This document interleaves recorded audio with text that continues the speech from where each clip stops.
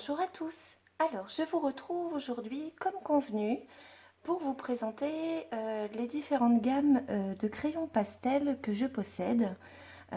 C'est vrai que si vous suivez un petit peu les speed coloring que je réalise, vous avez constaté que j'utilise souvent ces crayons pastels. Euh, je souhaitais vous présenter cette vidéo parce qu'effectivement, il existe bien évidemment différentes gammes et comment dire, il présente des différences et je trouvais intéressant, et puis c'est le retour que vous m'en aviez fait en tout cas, de pouvoir évoquer avec vous les différences que moi je pouvais percevoir. Alors bien évidemment, je vous précise que ça ne concerne que mon avis à moi. Je ne suis pas une pastelliste, je ne suis pas une professionnelle dans ce domaine-là, mais en tout cas, j'ai un petit aperçu euh, des avantages et des inconvénients des gammes que je possède du fait de les utiliser assez régulièrement dans mes coloriages. Alors, je vais revenir avec vous sur les différentes donc, gammes que j'ai. Vous le saviez, et puis vous l'avez découvert, je possède donc les pastels de chez Caran d'Ache, les Carbotello, les pastels d'Hervens et puis les Pic Pastels de chez Faber-Castell. Alors, dans l'ordre dans lequel je les ai eus, j'ai commencé par m'acheter les pastels d'Hervens dans une gamme complète puisque j'avais profité d'une promotion pour Noël. Et puis, pour différentes raisons sur lesquelles je vais revenir dans quelques instants, j'ai voulu partir sur des crayons de meilleure qualité. Alors bien sûr, j'ai vu à ce moment-là qu'il existait les trois autres gammes présentes ici, donc les Carbotello, les Pitt Pastel et les pastels de chez Caran d'Ache. Et puis, je m'étais dit, bon, je vais partir sur une valeur sûre parce que ce sont des crayons que j'aime beaucoup utiliser, et puis je me suis dit que j'allais pas prendre de risques en lisant les commentaires, etc. Alors j'y ai mis le prix, j'ai pas acheté toute la gamme d'un coup bien évidemment, j'ai acheté une boîte de 20 et puis ensuite j'ai acheté les crayons au fur et à mesure à l'unité. Et donc il s'agissait des pastels Caran d'Ache. Donc aujourd'hui j'en possède la gamme complète. Je suis ensuite partie sur les Carbotello, et donc pour finir mon tour d'horizon de ces crayons de gamme, de bonne gamme on va dire, je me suis procuré donc les Pitt Pastel de chez Faber-Castell. Alors, je vais essayer de faire un petit point un petit peu complet, le plus complet possible en tout cas pour ces quatre gammes. Je vais commencer par vous parler de leur comment dire, des différentes gammes, des différents nombres de crayons que vous pouvez trouver dans le commerce ou chez Amazon. Donc pour ce qui concerne les pastels d'Hervent, ils existent donc en gamme de 72 crayons, c'est donc celle que je possède. Il existe également en gamme de 36, de 24 et de 12 en boîte de 12. Pour un budget qui va donc pour la plus petite gamme, donc de 12 crayons, ça va de 22 euros jusqu'à la boîte en métal, je ne parle pas des boîtes en bois, la boîte en métal de 72 qui coûte, on va dire aujourd'hui, hein, parce que vous savez bien que les prix fluctuent beaucoup, notamment sur Amazon, donc qui coûte à ce jour environ 87 euros. Pour ce qui concerne la gamme des Carbotello, vous allez également trouver différentes déclinaisons. Vous allez avoir une boîte de 12, de 24, de 36, de 48 et une boîte de 60. Toujours, on parle de boîte métallique. La boîte de 12 est à 22 euros également, donc comme les Derwent. Et vous allez jusqu'à la boîte de 60 qui coûte 97 euros.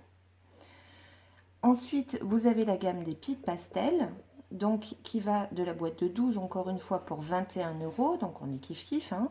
Ensuite, vous avez une gamme de 24, de 36 et une boîte de 60 qui coûte 98 euros. Donc déjà, vous voyez que Carbotello et Pitt Pastel, on ne va pas au-delà de 60 nuances, alors que chez Derwent, on a quand même une gamme de 72. On verra ensuite les nuanciers, vous allez voir que, enfin en tout cas pour moi, ça a son importance. Et enfin, les pastels Caran d'Ache.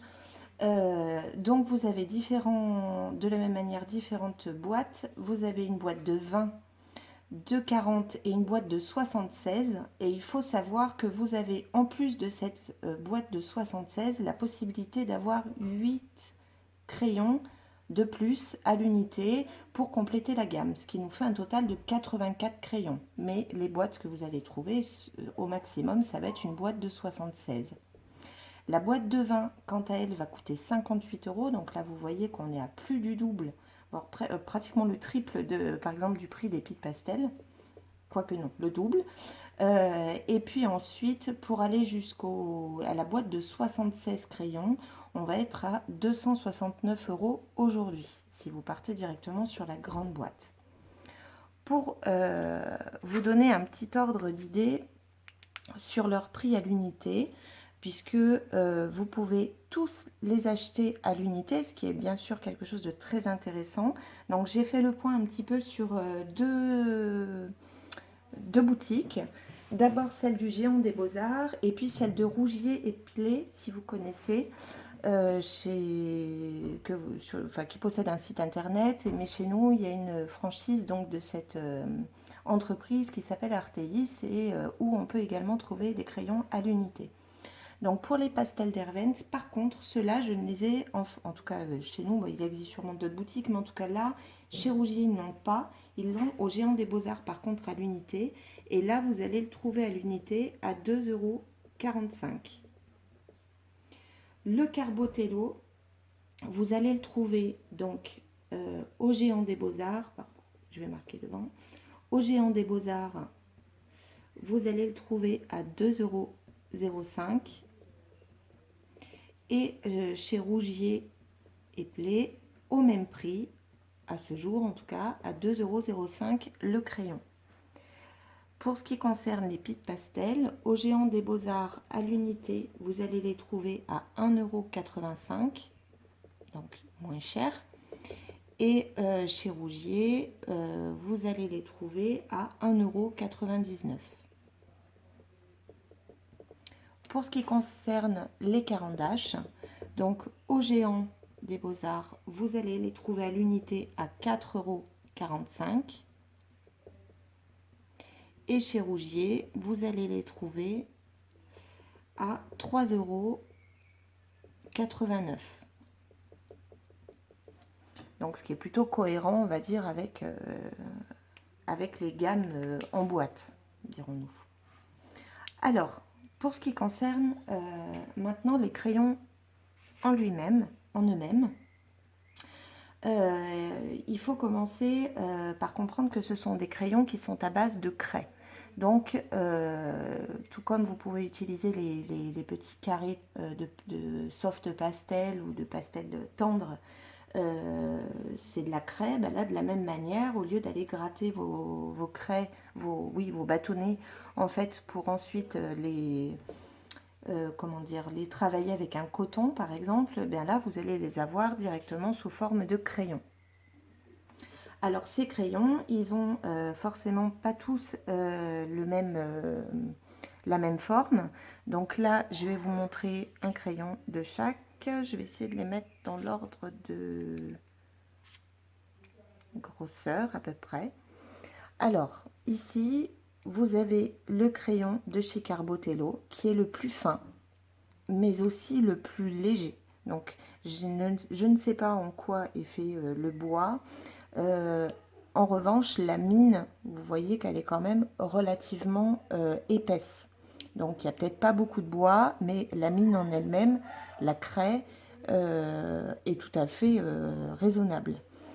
Ensuite, vous avez le Pitt Pastel, donc qui est celui-ci, qui est un petit peu plus gros, avec une jolie mine également. Puis vous avez le Derwent, qui est ici. Donc le crayon est peut-être un peu plus léger que celui du Pitt Pastel. La qualité doit certainement l'expliquer.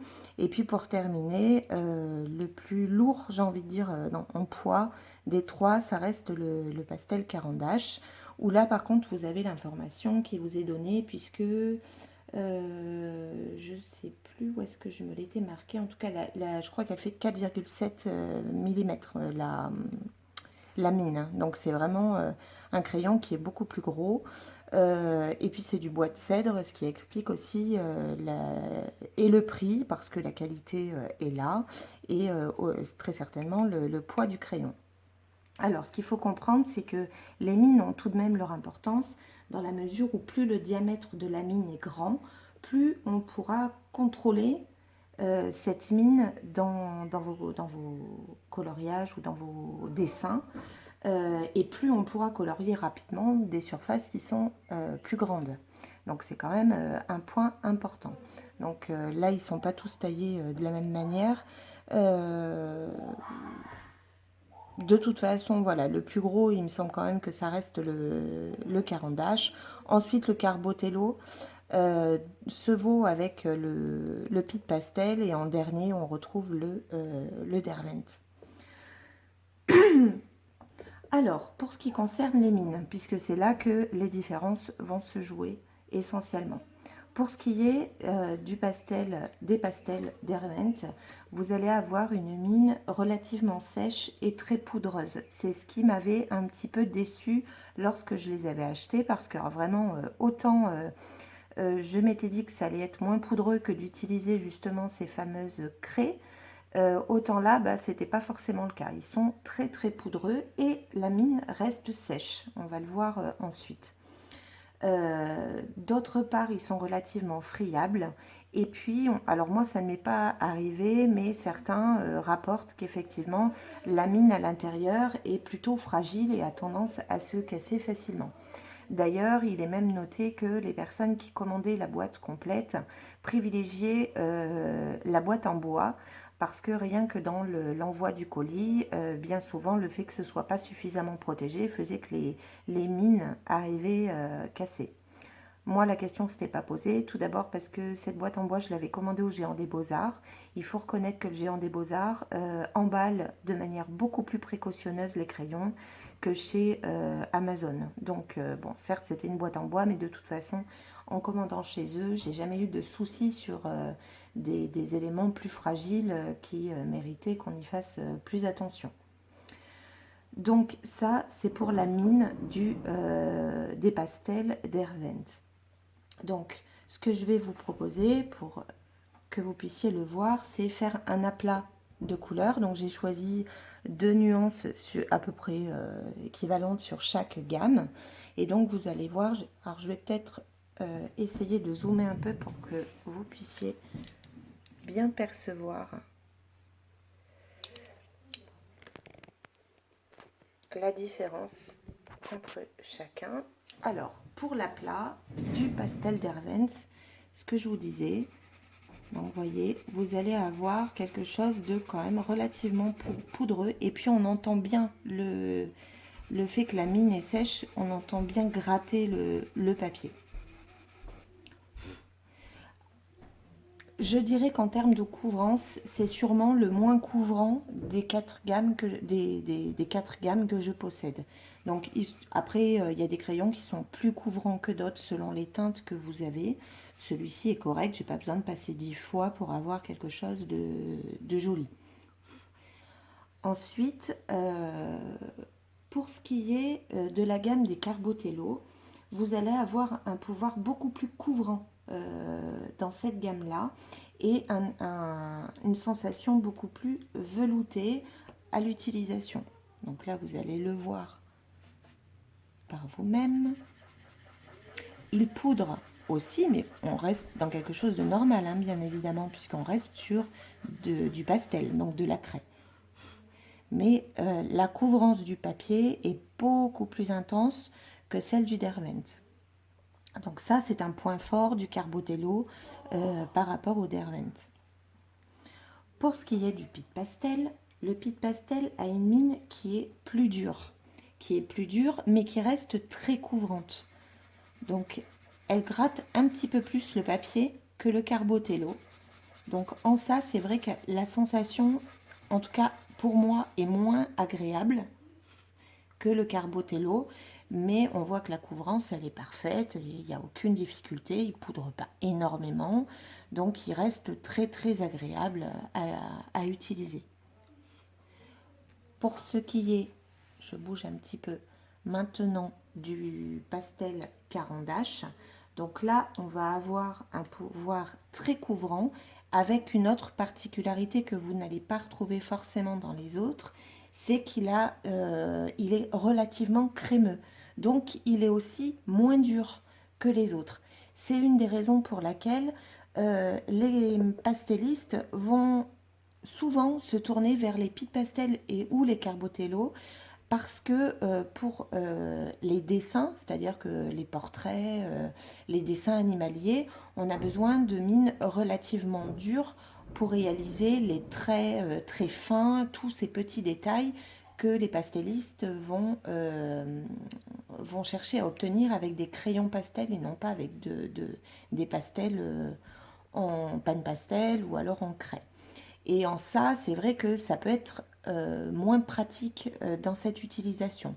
Pour moi, dans le cadre de coloriage, c'est extrêmement agréable. Donc, on a une sensation absolument pas sèche, hein, ce que je vous disais, très crémeuse, presque grasse, et on a par contre très très peu de dépôts. Par rapport aux autres, c'est celui qui fait le moins de dépôts. Le pouvoir couvrant est tout aussi important que Pit Pastel et que Carbotello. Donc ça, c'est pour le premier point. Ensuite, quand vous allez aller dans, comment dire, dans le souhait de, si vous souhaitez mélanger deux couleurs, là aussi, vous allez voir des différences. Alors, je vais reprendre donc la même mécanique. On va commencer par les Derwent. Alors, je vais prendre une nuance de jaune, toujours la même, qui est la 0,30 pour le Derwent, et je vais associer ça avec une nuance plus orangée qui est le 0,80. Je ne sais pas si vous voyez, qui est le 0,80. Donc, vous allez voir.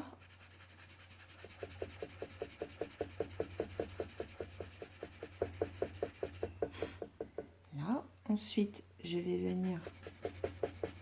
Alors, j'ai pris des nuances relativement proches, mais pas non plus collées l'une à l'autre, justement pour que vous puissiez bien voir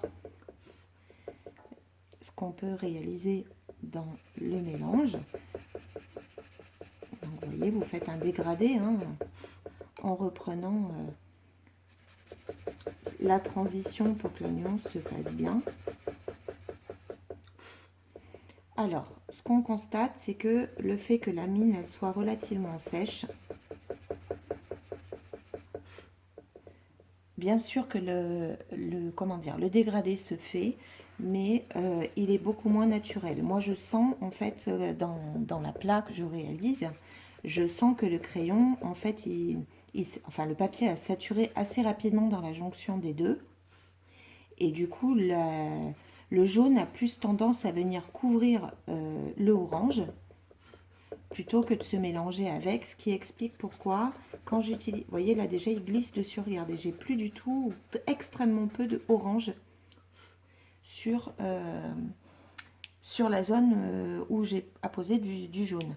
Alors bien sûr que là on n'est pas sur du papier spécifique pour pastel. Après moi quand je les utilise, les crayons pastel, je les utilise ou sur du PDF, donc sur un papier classique d'imprimante parce que ça va pas être je ne vais pas réaliser entièrement mon coloriage au pastel, donc nécessairement il faut que ce soit un papier adapté au crayon. Ou alors je vais l'utiliser dans mes cahiers, dans mes livres de coloriage, et bien évidemment que là on va pas être sur du papier très spécifique au crayon pastel. Donc c'est pourquoi pour moi je reste sur une présentation sur un papier tout simple qui est un papier canson. Ensuite, si je prends le même exemple pour les Carbotello,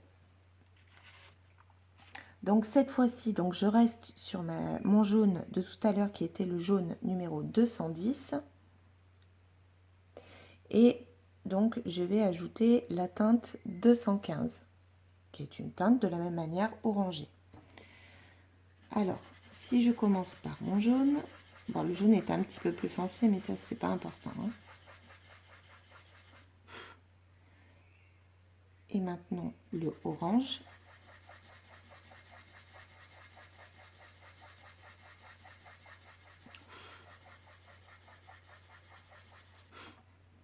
Donc là, déjà, en dehors de la couvrance dont on a déjà parlé, le mélange des deux se fait alors tout de suite et beaucoup plus facilement. J'ai pas besoin d'y revenir et je n'ai pas de difficulté pour passer d'une teinte à l'autre. Les deux teintes se mélangent très très bien, alors que là, c'était pas le cas. Ensuite, pour ce qui est des Pitt Pastel, donc c'est ceux que je connais le moins puisque je les ai reçus très récemment. Je les ai même pas utilisés dans un coloriage encore. Donc je pars sur mon jaune. Puis, pardon, je vous ai pas dit, c'était le numéro 106 pour celui-ci. Et l'autre que j'ai pris, c'est le numéro 109. Alors ici,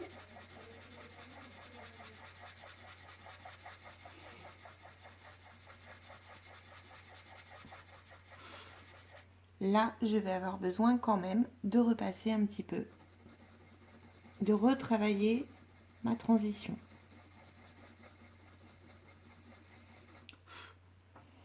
Je dirais que là, la transition est un peu moins fluide que chez Carbotello. Donc pour le moment, je dirais que Carbotello est meilleur que ces trois gammes. En tout cas, dans la réalisation de dégradés. Ce qui est a priori relativement utile quand on veut travailler par exemple sur des fonds de colo ou des choses comme ça. Enfin, pour Caran-d'Ache, alors sur ce papier je ne les ai jamais utilisés, donc ça va être une bonne expérience. Donc cette fois-ci, je vais utiliser, donc comme tout à l'heure, la teinte 512, puis la teinte 300. Donc je reprends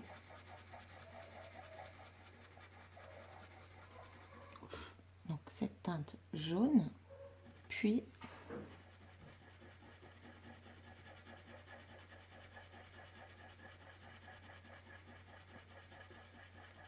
la teinte orange. Je vais aussi être obligée quand même de venir retravailler ma transition.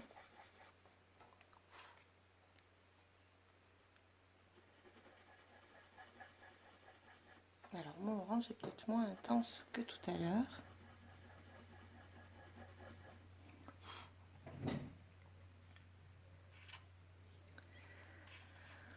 Alors là, je dirais que sur les trois, en tout cas dans ces teintes-là, j'ai eu plus de facilité à travailler avec les Carbotello plutôt que les autres. Après, j'ai la sensation que, je ne sais pas si c'est le papier, oui, j'ai la sensation que le pastel Caran-d'Ache, je ne sais pas pourquoi, là, le mélange se fait moins bien. Bon, jusqu'à maintenant, je n'avais pas rencontré ce souci, mais après, alors là... D'une gamme à l'autre, il y a des crayons, je trouve, qui se travaillent mieux que d'autres. Il n'y a pas de... Il y en a toujours un, je trouve, qui est plus difficile. J'ai remarqué, par exemple, quelle que soit la gamme, que j'avais notamment plus de difficulté à travailler avec la couleur indigo, donc ce bleu très très foncé, ou le bleu nuit, ou bleu indigo. Je trouve que dans... Je ne sais pas si c'est... comment dire, la texture qu'ils sont obligés de mélanger, la matière qu'ils sont obligés de mélanger à la craie pour qu'il y ait cette consistance dans un crayon qui pose problème, mais il y a des nuances qui se travaillent moins bien que d'autres, en tout cas dans les crayons pastels, et notamment l'indigo. Bref, ensuite, pour le troisième point, ce qu'il faut savoir, c'est que il est possible pour les crayons pastels d'être partiellement aquarellés. Alors, quand ils disent que ce sont des crayons partiellement aquarellables, ça signifie que vous pouvez travailler votre aquarelle avec un pinceau légèrement humide. Donc, le légèrement humide a son importance puisqu'il ne s'agit pas de travailler le pastel comme avec de l'aquarelle. on est d'accord que c'est pas du tout l'objectif. Par contre, ça peut être quelque chose d'intéressant. Donc pour ça, je vais vous reprendre un aplat différent. Alors attendez, je vais peut-être changer de teinte, bougez pas. Alors, je reviens. Je vous ai pris deux teintes différentes, justement, pour qu'on voit un petit peu ce que donne la version partiellement aquarellée, pour reprendre le terme de ces gammes, sur deux autres teintes. Donc, cette fois-ci, donc je pars sur... Alors, attendez, il faut d'abord que je commence par le Derwent, ce sera plus simple. Donc, je pars sur la teinte 310, qui est un bleu clair, et la teinte cyan, qui est un bleu un petit peu plus foncé. Donc, de la même manière,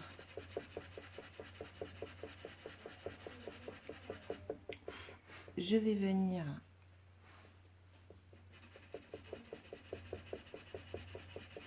déposer un aplat de chacun pour le mélanger. Donc, vous voyez, ceux-là, typiquement, quand même, ils se mélangent. Ces deux teintes se mélangent quand même beaucoup mieux que tout à l'heure. Alors, si vous souhaitez les aquareller, donc moi, je vais prendre un pinceau à réservoir d'eau que je vais juste mouiller. Voilà, il est juste humide. Et vous allez voir, alors moi, c'est pas du tout la manière dont je les utilise, mais bon, ça fait partie des possibilités de ces crayons. Donc, pour ceux qui le souhaitent, c'est important de le savoir. Donc, vous voyez, vous perdez quand même en... Vous pouvez étaler la matière, mais vous perdez en intensité. Vous obtenez davantage un mélange des deux couleurs. Donc ça, on est chez Derwent. On va faire la même chose avec les Carbotello, qui sont également, comme les autres, aquarellables.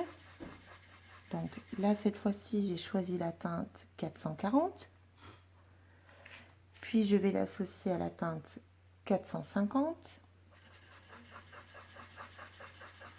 Il n'y a pas une grosse différence entre les deux.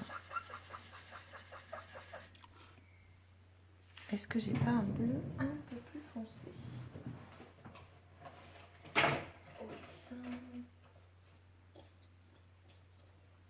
Alors, je vais repasser avec des bleus un peu plus bleus. Voilà.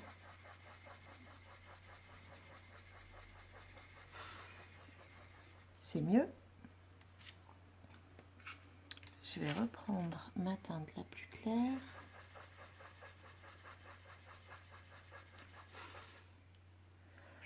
Et là, de la même manière, on va venir aquareller en mouillant simplement le pinceau, encore une fois. Alors, je ne suis pas sur un papier aquarelle, je le répète.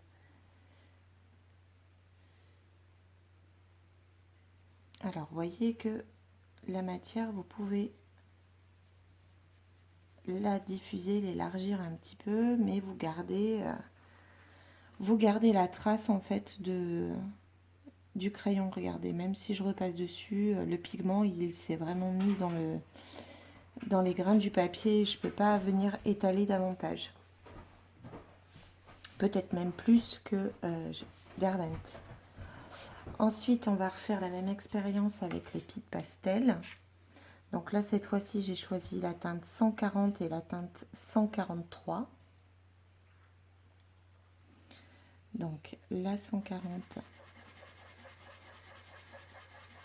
ici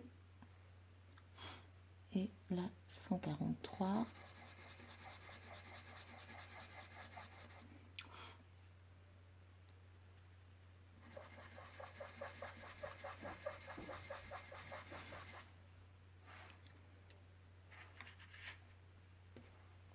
alors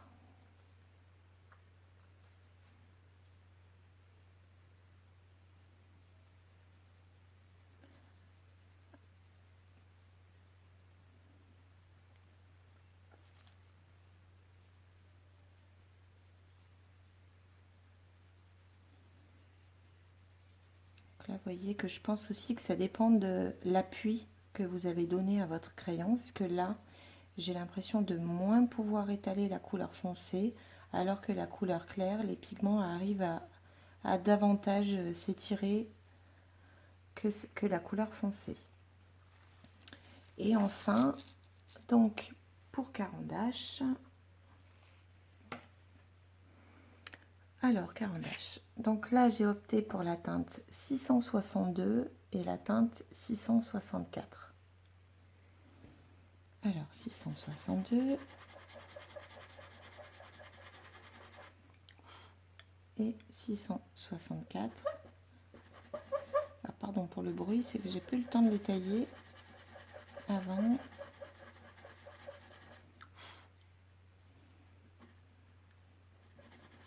Donc là, vous voyez que la transition se fait parfaitement dans ces teintes-là. Alors, si j'aquarelle, qu'est-ce que ça donne?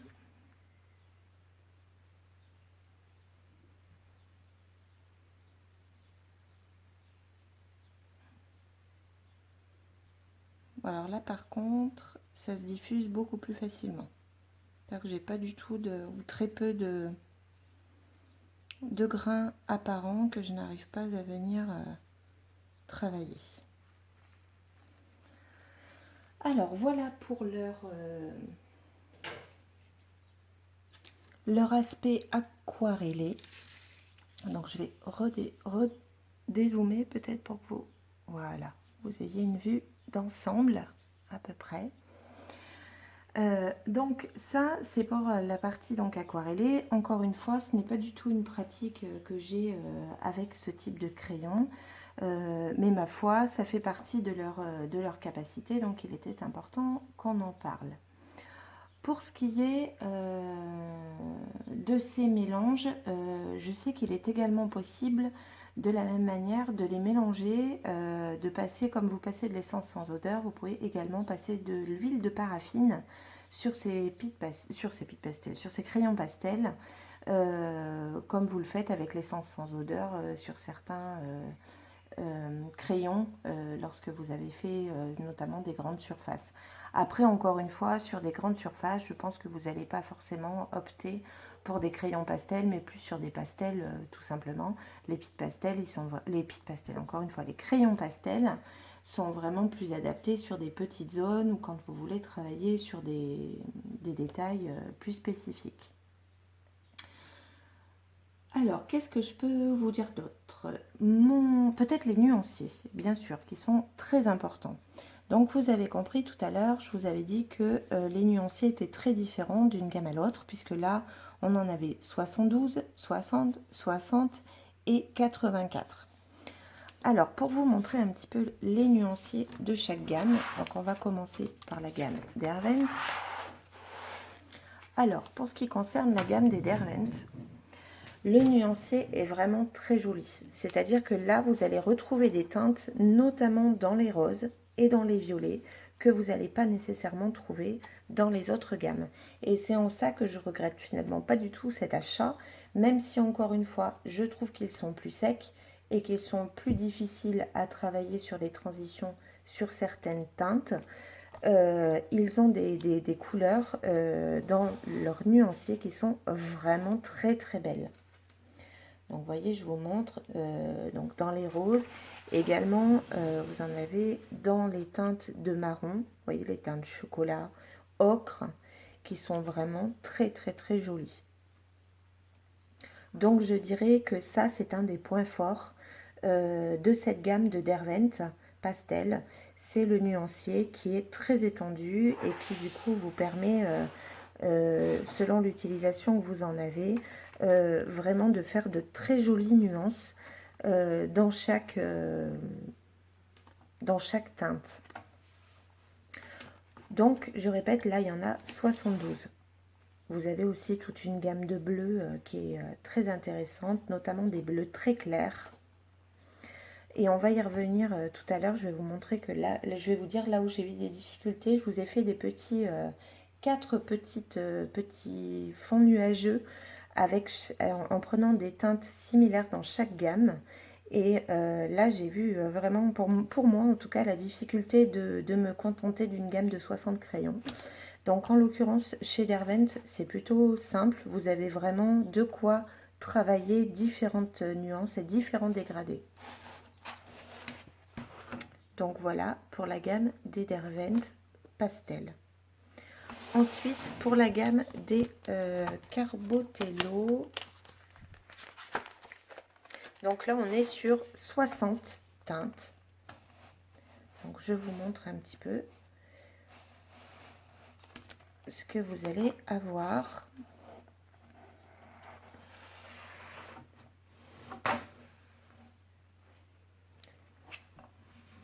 En teinte. Alors, ce que je regrette beaucoup chez Carbotello, qui sont quand même de très bons crayons, hein, ça n'empêche pas, il y a très peu de jaune, de dégradé de jaune. En dehors de ces deux-là, on est très vite limité. Sur les bleus aussi, on n'a pas un grand choix. Sur le rose et violet, vous avez trois teintes. Donc, selon ce que vous voulez faire, ou ça peut suffire, ou ce sera complété avec une autre gamme. La teinte des verts est plutôt bien. Et puis, ensuite, les teintes ocre, vous voyez, elles sont plutôt sympas. Par contre, couleur peau, en dehors de celle-ci, vous n'en avez pas non plus. Donc, c'est ce qui est un petit peu à regretter. Il y a également une autre petite particularité, c'est que ces deux couleurs-là, par exemple la teinte 400 bleu de Paris et bleu de Prusse 390, sont très proches. En l'occurrence, tout à l'heure, je vous parlais de la difficulté de trouver un bleu indigo, un bleu très foncé, qui se travaille bien. Et chez eux, le bleu le plus foncé reste plus clair que ce fameux bleu indigo que vous retrouvez pourtant dans toutes les autres gammes.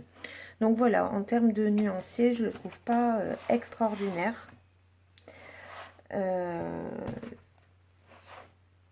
Sinon, pour le reste, voilà, ça reste de très bons crayons, évidemment.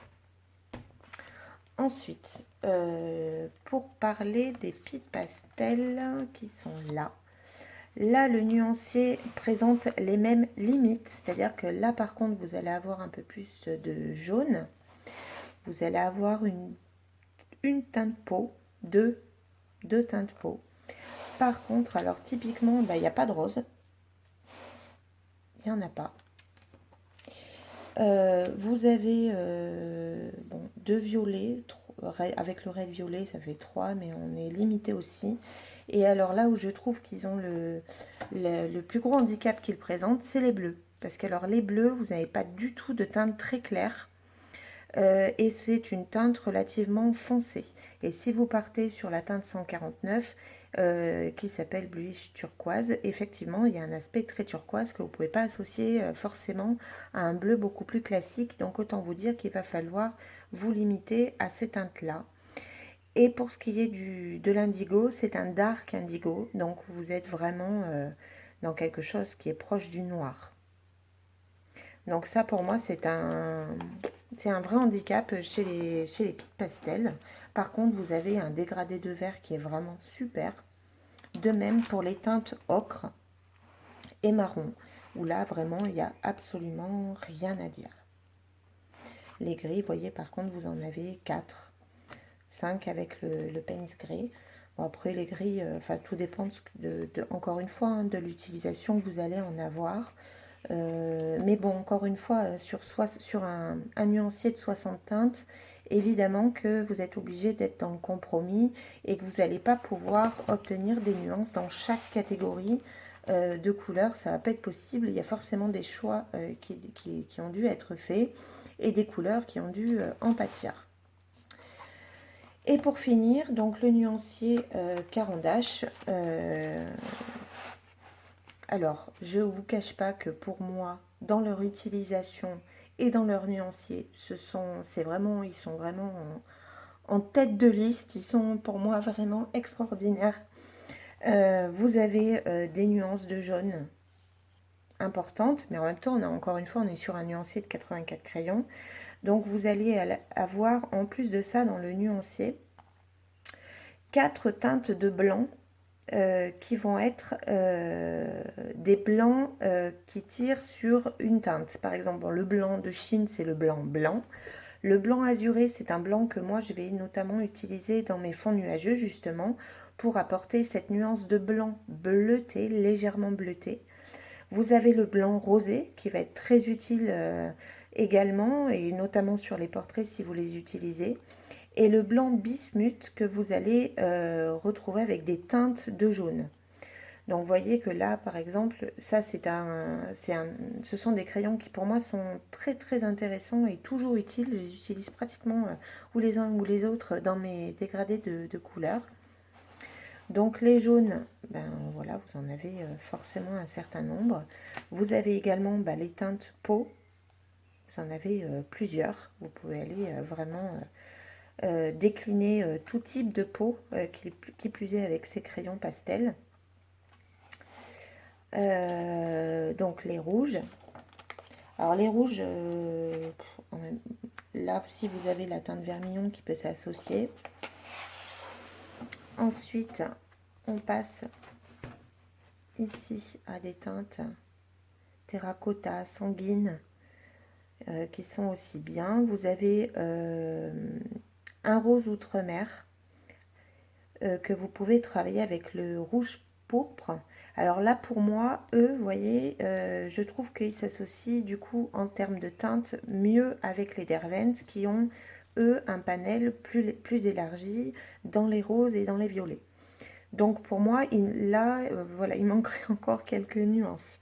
Sinon, pour le reste, voilà, elles sont très suffisantes. Les bleus, de la même manière, vous avez tout plein de teintes, donc très agréable à utiliser, d'autant plus si vous l'associez au blanc qui correspond. Les verts sont également très variés, même si vous voyez, typiquement, entre là et là, il y a quand même une similitude. Alors après, c'est olive claire 20%, olive claire 40%. Donc là, on est vraiment sur un travail de dégradé vraiment extrêmement précis. Et ensuite, là, vous allez sur des verts beaucoup plus foncés, presque mousse ici. Le vert de gris est une teinte très très belle avec le terre verte d'ailleurs. Ensuite, des teintes olives. Et puis, vous avez ensuite sépia et les gris, dégradés de gris que vous retrouvez. Et puis, pour finir, avec le noir, bien évidemment. Donc, voilà pour ce qui concerne le nuancier. Pour vous montrer un petit peu ce que j'ai pu réaliser avec ces 4 gammes. Alors, attendez, je rapproche mes petits papiers. Je vais vous montrer en essayant de chercher des teintes similaires. Je suis sur un papier à grains puisque c'est un papier Canson. Alors, je vais essayer de bien rester dans le champ.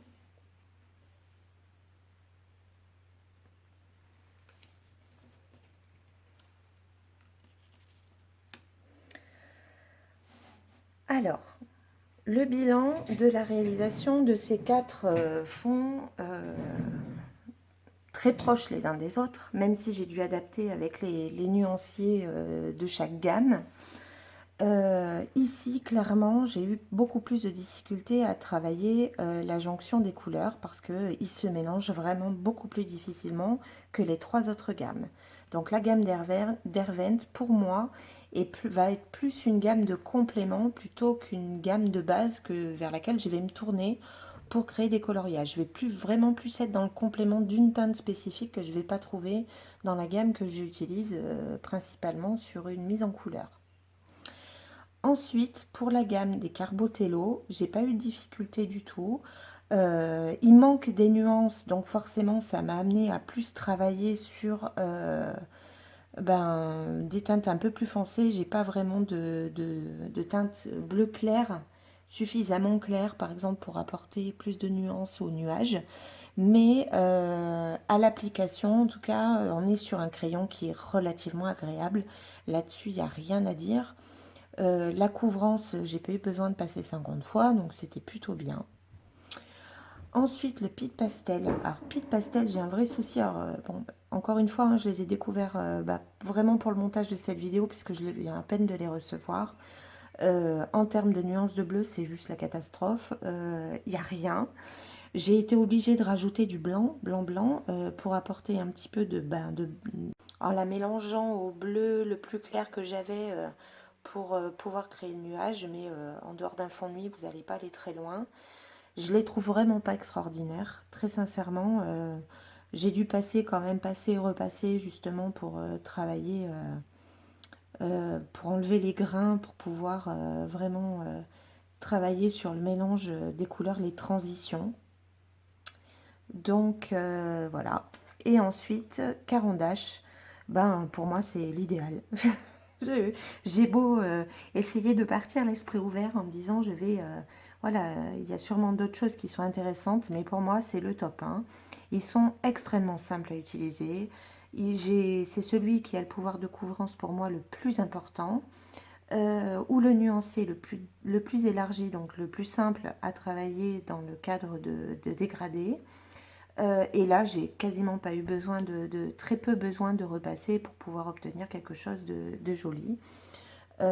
Donc, si je devais, pour finir, vous donner mon avis, je dirais qu'en premier lieu, ce sont les Caran d'Ache. Mais bien sûr, c'est un budget énorme que ces crayons. Après, vous pouvez aussi choisir d'acheter juste les nuances, par exemple, de bleu ou de jaune ou de rose, peu importe, à l'unité, pour juste avoir toute petite gamme pour pouvoir les tester.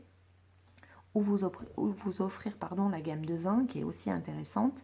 Moi, j'aime pas trop partir sur les boîtes de petites contenances, parce qu'ils vous mettent un peu de chaque, mais du coup, vous n'allez pas les dégrader sur une palette de couleurs.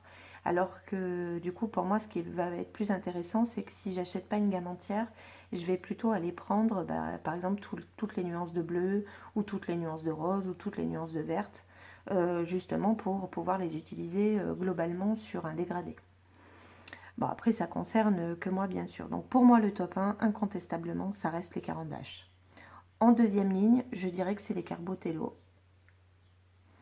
En troisième, je dirais les Pitt Pastel, parce que même si le nuancier est, je trouve, trop limité et que l'application n'est pas extraordinaire, ils restent quand même mieux que les Derwent. La différence pour moi entre les Derwent et le Pitt Pastel, ça va plus être le nuancier qui est plus élargi chez les Derwent. Donc voici pour mon avis et pour ces petites réalisations. Ensuite, qu'est-ce que je peux ajouter? Qu'il est essentiel pour toutes les gammes de crayons pastel d'utiliser un fixatif, puisqu'on est sur de la craie, donc ça reste quelque chose de volatile. Donc en ça, le fixatif est important parce qu'il va vous permettre de figer votre poudre pastel en fait sur votre dessin. Alors, il faut quand même savoir qu'il y a aussi une particularité chez chacune de ces gammes, c'est que l'aspect poudreux fait aussi que vous allez avoir besoin de mettre plus ou moins de fixatif sur vos pastels. En l'occurrence, sur le Derwent, je vous conseille quand même de mettre une couche normale. Il ne s'agit pas de vider la bombe dessus, mais il va avoir plus tendance effectivement à poudrer un peu partout. Donc, il est important de vraiment y aller sur le fixatif. Pour les autres gammes, on est sur des très bonnes gammes. Donc le fixatif est indispensable, mais un léger nuage de fixatif suffit à figer votre pastel. Alors, moi ce que j'utilise, c'est cette bombe de fixatif qui est de la marque Comté à Paris. J'ai également une bombe de la marque PBO. Pour information, soyez très prudent quand vous achetez en magasin, j'entends, vos bombes, parce que j'ai acheté sur mon magasin Cultura une bombe de la marque PBO qui est pleine, et je ne peux pas l'utiliser parce que au niveau je sais pas comment dire, de la vaporisation, bah, en fait ça ne marche pas. Donc j'ai changé bien sûr juste le capuchon là noir avec un autre puisque c'est des tailles standards. Et en fait je sais pas c'est un défaut finalement de la bouteille, ce qui fait que je ne peux pas l'utiliser. Donc si vous achetez votre fixatif en boutique, en magasin, pensez bien à l'ouvrir et à regarder qu'il soit en bon état et fonctionnel. Ensuite, que vous dire d'autre d'important? Si, bien sûr, c'est le taillage des crayons pastel. Alors là, il y a débat. Il y a débat et j'ai mis un temps fou à trouver la solution qui me convenait, en tout cas à moi, encore une fois, hein, qui me convenait le plus, qui est une solution que j'ai trouvée sur YouTube. Alors, ne me demandez pas où c'était parce que je ne sais plus où est-ce que j'ai trouvé ça. J'ai essayé de tailler mes crayons euh, avec un taille-crayon manuel qui est de très bonne qualité puisque c'est un Staedtler. J'ai également le DAL 133. Le souci que moi j'ai rencontré, c'est que une fois sur deux, si vous voulez aller sur un crayon avec une taille relativement large, on va dire que ça va le faire. Et encore que, tout dépend du crayon. Si vous allez mettre un crayon de type Derwent dans un taille-crayon classique, 8 champs, et vous avez 9 chances sur 10 pour que la mine casse. C'est une mine qui reste fragile. Ensuite, sur des crayons de meilleure qualité, de meilleure gamme, donc de type Pitt Pastel ou même Carbotello, vous allez pouvoir utiliser votre taille crayon, mais encore une fois, sans chercher à obtenir une mine relativement pointue. C'est-à-dire que par exemple, quand vous recevez vos Pitt Pastel, par exemple, pour vous montrer, vous allez avoir une mine qui est taillée comme ça. Ça, dans un taille-crayon manuel, vous ne l'aurez pas. Parce que d'abord, le bois, il va beaucoup plus vous l'échancrer. Et du coup, la mine, elle va casser. Donc, c'est pas possible. J'ai essayé 1000 fois. J'ai également dans la boîte en bois, puisque vous savez, si vous avez suivi le haul, c'est la boîte en bois que je me suis procurée chez les Carbotello parce que le prix était plus intéressant que la boîte en fer, en métal. Il y a un taille-crayon qui est fourni, qui est celui-ci. Bah pour moi, c'est nul. J'aime pas du tout. Ça rend également fragile la mine, donc ce n'est pas non plus pratique. Ensuite, il y a la solution de l'affûtoir. Alors l'affûtoir, c'est pas...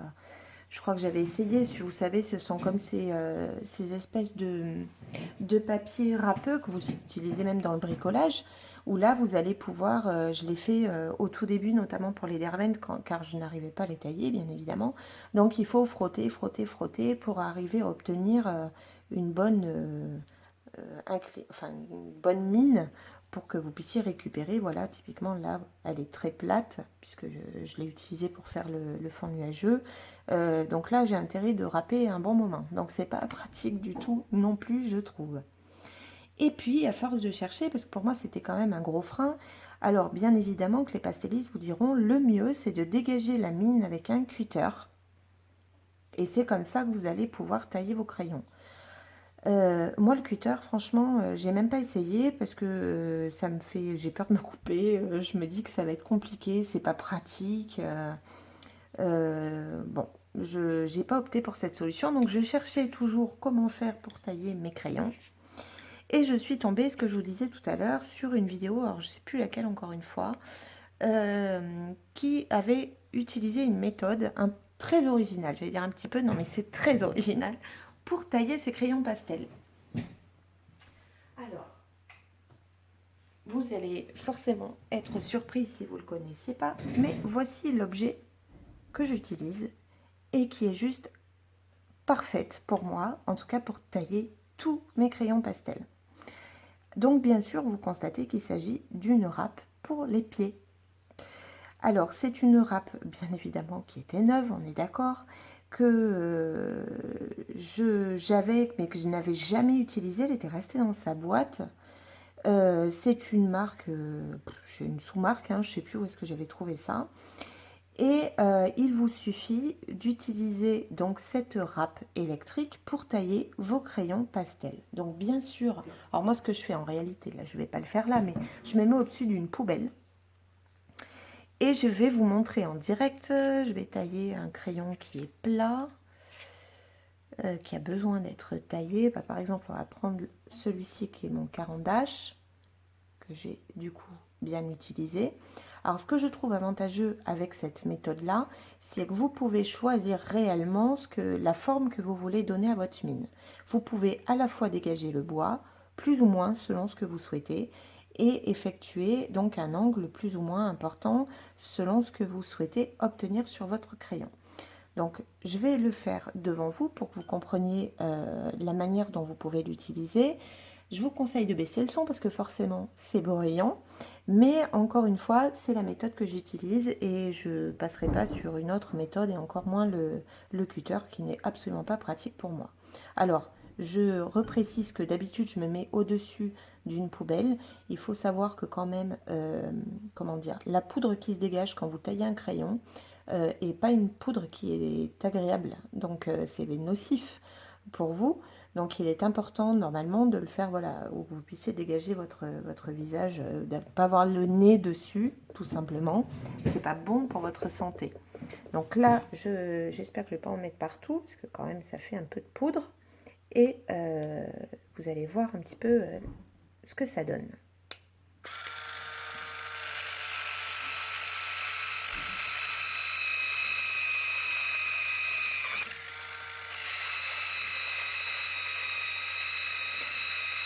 Alors là, vous voyez, quand je mets une inclinaison dans ce sens, c'est que je veux vraiment dégager le bois.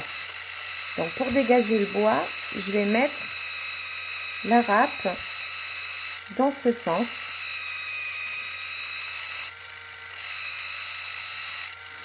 Et ensuite, pour travailler ma mine, je vais davantage aller dans ce sens.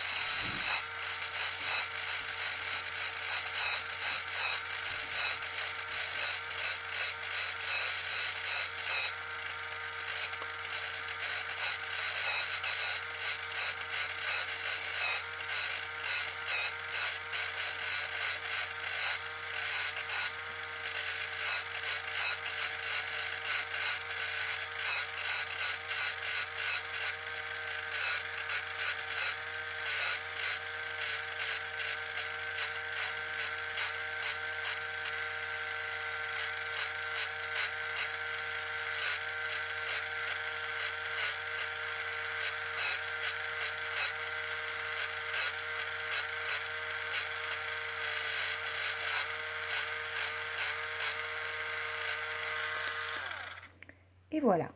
Donc vous avez vu, j'ai quand même du dépôt dans mon bol de pastel, hein, forcément. Alors je vais l'enlever. Donc vous voyez que selon l'inclinaison que vous allez donner à votre râpe, vous allez, enfin moi c'est comme ça que je fais.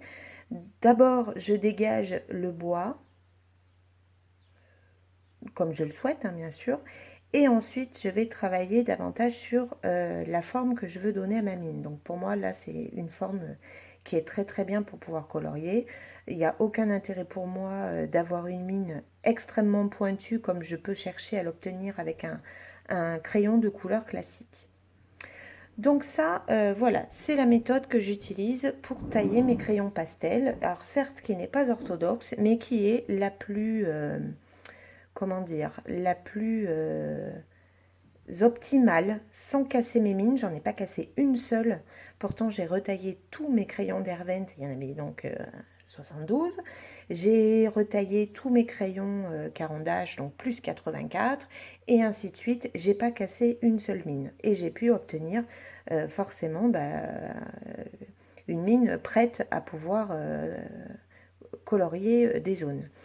Alors, et je regrette de ne pas avoir eu cette méthode assez tôt, parce que à travailler avec un taille-crayon, il y a des crayons que j'ai que j'ai énormément diminué. Vous voyez là à quel point il est court celui-ci. Vous voyez à quel point j'ai perdu de la longueur. C'est énorme. Alors que j'utilise le bleu à peu près, même peut-être, j'ai presque envie de dire, plus souvent que le noir. Et tout ça parce qu'effectivement, au départ, alors Caran d'Ache étant une excellente marque, même au taille crayon, vous arrivez à tailler, ça va pas casser tout le temps. Donc ça va casser, la mine va se casser, allez, une fois sur 4.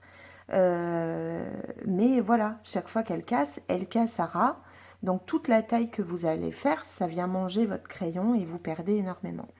Donc, pour moi, définitivement, la méthode de la râpe reste la plus pratique et celle qui va préserver le mieux vos crayons de couleur. Donc, voilà pour ce qui est des crayons pastel. Je réfléchis, savoir si j'ai oublié de vous dire certaines choses. La gomme. Le crayon pastel est un crayon qui se gomme parfaitement, tout comme les pastels que vous utilisez dans vos coloriages. On vous préconise régulièrement, quand vous achetez ce type de crayon pastel, les gommes mie-de-pain. Alors, les gommes mie-de-pain sont des gommes que vous malaxez, vous voyez, de ce type-là. Qui ont la particularité, alors moi, comment dire, si vous tapotez, ah, mais là j'ai mis du fixatif, donc bon, si vous tapotez votre pastel, en fait, ça va avoir la particularité d'éclaircir, ça va enlever tout petit peu par tout petit peu les pigments, donc vous allez éclaircir votre teinte en tapotant. Donc ça, c'est une manière d'utiliser la gomme mie-de-pain. J'ai envie de dire que c'est même la manière, elle est faite pour ça à l'origine, mais elle gomme tout aussi bien. Donc vous pouvez tout à fait gommer vos zones, les zones que vous souhaitez avec une gomme mie-de-pain. Et si vous souhaitez gommer simplement sans forcément venir éclaircir une zone, vous pouvez très bien partir sur une gomme classique comme la gomme électrique d'Hervent ou une gomme carrée, peu importe laquelle. Donc voilà ce que je pouvais vous dire sur ces pastels. J'espère que je n'ai rien oublié, que ça répondra, sûrement pas à toutes, mais au moins à quelques questions que vous pouviez vous poser sur ces différentes gammes. Si je reviens dessus, je dirais que voilà, mon conseil, c'est que si vous n'avez pas un gros budget, je partirai peut-être sur les Carbotello, en ayant peut-être quelques recours à des crayons à l'unité de la gamme d'Hervent pour compléter les couleurs, le nuancier. Si vous avez le budget, sans hésiter, les Caran d'Ache restent pour moi les plus beaux, le nuancier le plus étendu, et en termes de qualité, enfin je sais pas, vous avez pu voir quelques utilisations que j'ai pu en faire dans certains coloriages, notamment dans les Kirby Rosanne, où il y avait le ciel orageux, ou encore dans les petites bouteilles en verre, les fonds nuageux tout simples, des levées de soleil au fond bleu comme ça, où là vraiment, mais c'est un vrai plaisir que d'utiliser ces crayons. Donc je ne pourrai qu'en vanter les mérites. Voilà, j'espère que cette vidéo vous aura plu. Et puis j'espère qu'on va se retrouver très bientôt pour de nouveaux colos. Si toutefois vous avez d'autres demandes d'explications ou peut-être de tutos pour réaliser justement ce type de fond au crayon pastel surtout, ou tout autre matériel, si jamais je connais et que j'en ai les capacités, je me ferai un plaisir de les réaliser pour vous. Je vous remercie, puis je vous dis à très bientôt. Au revoir.